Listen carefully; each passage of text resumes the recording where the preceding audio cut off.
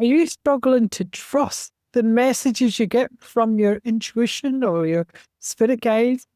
In this video, I'll show you how to tell the difference between real spiritual guidance and mental noise, and how to build trust, deep, lasting trust in what you receive, so that you can finally move forward with clarity, with confidence, and a can knowing your next step is the right one, and just having that faith. And what we'll cover in this video is how to tell true guidance from ego or fear-based thoughts, signs across your 4 hologram bodies that confirm intuitive truth, and simple daily habits, meditation, writing, grounding, to build unshakable trust. Hi, lovely. Welcome back. Today we're diving in to a big one, trust. Because on the spiritual path, if you don't trust what you're receiving, you'll always second guess yourself, your gifts, your connection. I've been there. You know, you get a message or a feeling and then instantly think, was that actually real? Or was that just my mind? So let's break this down and make it practical. Yeah? Trust and faith are the foundations of spiritual growth. Now, when messages come through heavy, harsh, or purely negative, let's be clear, that's not spirit of the highest order. That's the mind, the ego, or the victim identity trying to pull you back into an old story. True spiritual guidance, yeah, it might challenge you, but it'll always hold compassion and expansion. When we fall into those mental loops of fear or self-doubt, our energy gets noisy and it becomes really hard to hear anything real. So trust doesn't live in one place. It shows up through all 4 hologram bodies, the emotional. When you don't trust, you keep asking for signs instead of feeling them. In the physical body, truth shows up in the body. Your gut sensations, warmth in the chest, tingles in the crown of the third eye. In the psychological, you might notice memories, images, or smells that carry messages, tiny nudges from your spirit team. Now, I'm in Italy just now, in Trapani, in a beautiful apartment, quite a big apartment, yeah. But every time I go into the bathroom of that apartment, which is a huge bathroom, I smell cigarette smoke. And I know there's no way that cigarette smoke can come from, because of the way that the windows are and not all the rest of it. There's just nowhere that it can come from. But I know it's my mum and my best mate, because they both smoked, are telling me they're here. Those signs, and trust in those signs. And it's the only place. It's in this apartment. It's a real long thing apartment. But it's the only place in that bathroom. And every time I go in, I smell that cigarette smoke. I don't smoke. There's nobody here that smokes. That's just tiny nudges from your team.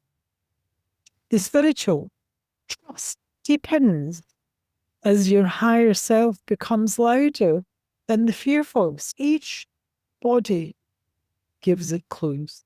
Depends on how you work. The key is to listen before the mind talks out of it. Because when I first started, it's interesting, because when I first started receiving messages, I didn't trust any of it. This is just me making it up. I'm going off my head. Yeah. But over time, through daily practice, meditation, things that happened that were unexplainable, things when I was going into spiritual retreats all around the world, things are happening in those retreats that defied logic, that were happening in the 3D world that there was no explanation for. And this is how I got my trust, my faith, because I have 100% faith that we are not here alone. We have so much inner and outer help from our spirit too. Yeah? But you can try meditation. Journaling, the automatic writing is very good. Now, I learned to quiet the noise and let the truth speak. If you'd like to try automatic writing, comment below, because I've got a free audio guide that'll help you start. Because the more often that you connect, even briefly, the stronger the trust muscle becomes. And I remember doing automatic writing when I was a bridal designer, not many years ago. I would just get this energy, this feeling through my ear, my crown, and this energy. And I just had this need I had to write. I had this big blue A4 book, and it would just write and write.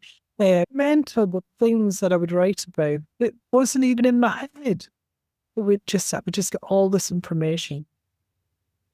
And the more often you connect, even briefly, by the way, the stronger the trust muscle becomes. Because remember, your spirit team they're not out there, they're within your field. They're connected through your own energy.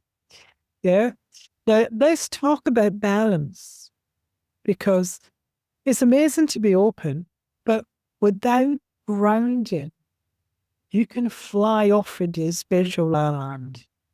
And I've seen many people doing it. Yeah?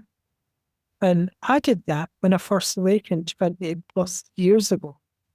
I was so excited, I scared people off. I'm really scared. They looked at me like I was losing the plot. Yeah? And I had to learn discernment. I had to learn to choose when and with who to share with. So find your tribe, people who get it. That's why I created the Spiritual Awakening Academy, a grounded space for exploring your gifts, your gifts, the higher purpose with others who understand, and also creating a business, spiritual entrepreneurs, coaches, healers, those energy workers, light workers. You don't even have to be there, but we do everything in this academy for that manifestation, magic. I love magic. I love when things are just so magical. And if you'd like to come and join us, the link's down below. We're over in school somewhere. It's a new community that we just started. So come and join us. It's very safe, beautiful people in there. So trust your intuition.